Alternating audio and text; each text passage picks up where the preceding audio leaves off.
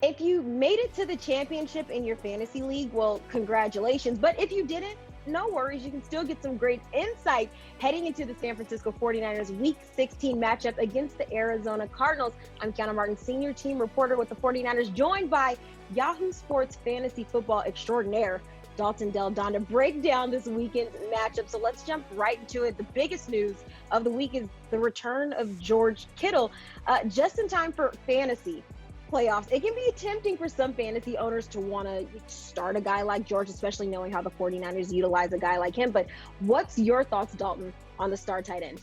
Oh, I know there's some risk, but without question, he's worth starting in fantasy leagues. Kittle may not play as many snaps as usual, and he'll be dealing with a third-string quarterback. But if he's cleared, you're starting him for sure. He's actually averaging the second most receiving yards per game of his career. And the key here is the tight end position is just a joke throughout the NFL right now. I had high hopes for it, but despite many young breakout candidates, just none have materialized. So after Travis Kelce and Darren Waller, I have Kittle as my number 3 fantasy tight end this week, assuming he suits up, of course. Yeah, I've been dealing with that same struggle with the tight end position all season long, but the 49ers are dealing with the injury bug yet again. It feels like I sound like a broken record saying that, but this time losing lead running back Raheem Mostert for the remainder of the season. But luckily for San Francisco, they have a stale running back, a whole stable that can kind of step up to be whenever their number is called. But is one of the 49ers running backs a potential sleeper or potentially worth a start versus Arizona? Yeah, I'm pegging Jeff Wilson as the guy. He had an injury scare last week. He slammed his helmet on the sideline, but he swears he's fine. He's not even on this week's injury report. We probably will see more Tevin Coleman and Jerick McKinnon this week, but it's clear Wilson is Shanahan's preferred back after Mostert. By the way, Mostert's so frustrating. He has first-round fantasy upside if he could stay on the field ever. Just a frustrating year for him to go along with the rest of the Niners. But back to Wilson, he's a hard runner, a threat at the goal line. He's looked pretty good. He passes the eye test, and he's in that Shanahan system. So not only tight end, running back right now in Fantasy Championship Week is kind of shaky throughout the league. So I actually have Wilson as a top 20 fantasy back in Week 16. So not just Jeff Wilson Jr. This season, you've also been pretty high on another 49er, and I'm talking about rookie wide receiver Brandon Ayuk. Is he or anyone else on this offense someone that maybe fantasy owners should keep a look out for, who could potentially have a big game this week? Oh, yeah, it's Ayuk for sure. You know, it won't be easy with Patrick Peterson probably shadowing him and having the third stringer C.J. Beathard throwing to him. But, man, this rookie wideout is just impressed. Since Week 9, there are only 3 wide receivers in football who have averaged 95 yards. Those names are Devontae Adams, Tyreek Hill, and Ayuk. He's seen 29 targets over the last 2 weeks. That may drop some if Kittle does return, but there's no Deebo Samuel, no Mostert. Ayuk is going to, again, be the focal point of Shanahan's offense in Week 16. I have him as a top 10 fantasy wideout this week.